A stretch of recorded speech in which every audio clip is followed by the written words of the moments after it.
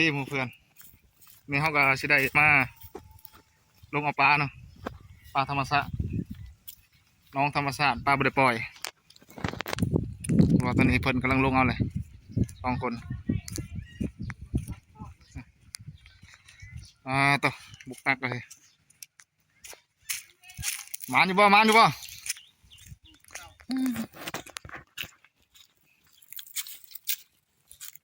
ตัวปลานี่อยู่หมดแล้วเนาะมาอยู่บ่ ดินน้องปลาธรรมชาติปลาคอใหญ่ปลาคอได้ตัวเดี๋ยวตัวหนึ่ง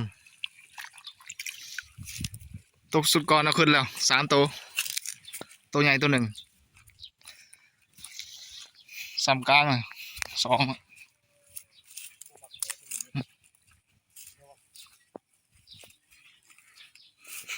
เริ่มมาเข้าประเด็นแล้ว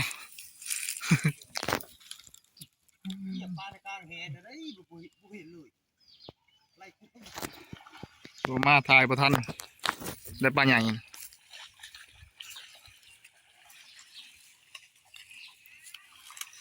แต่เต้บ่ได้ก็ขึ้นใหญ่ขึ้นเลย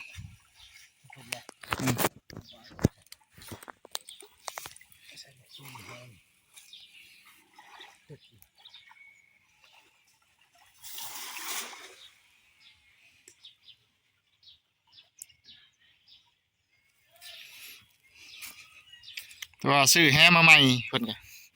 ยังบ่มานอยู่สู้เลยน้องแรกเนี่ยแฮเพิ่นก็ยังบ่มาน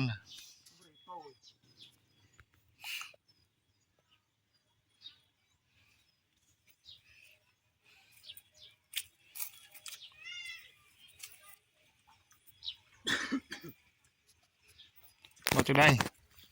สู้อยู่บ่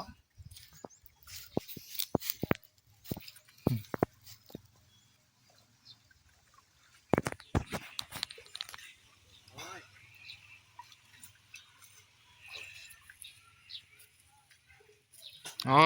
นะอะไรมาแล้วเต็มหนึ่งเเด็กคนนี้ได้โอ้โหโอ้เลย2 ตัวแล้วมันนี่มาแล้ว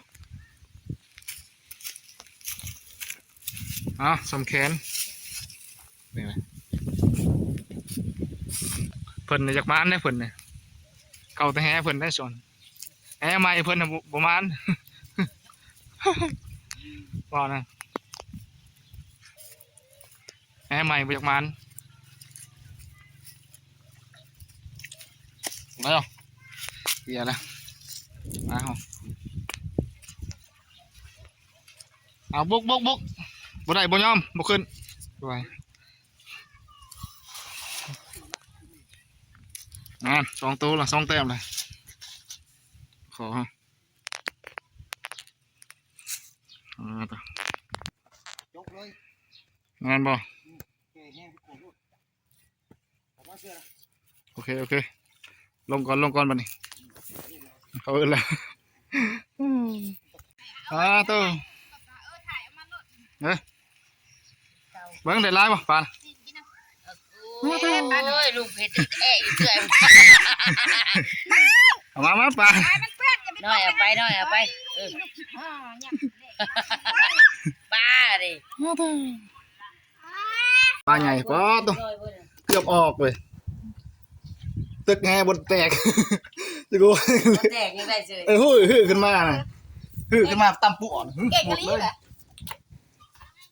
ปลารับ2 โลเลย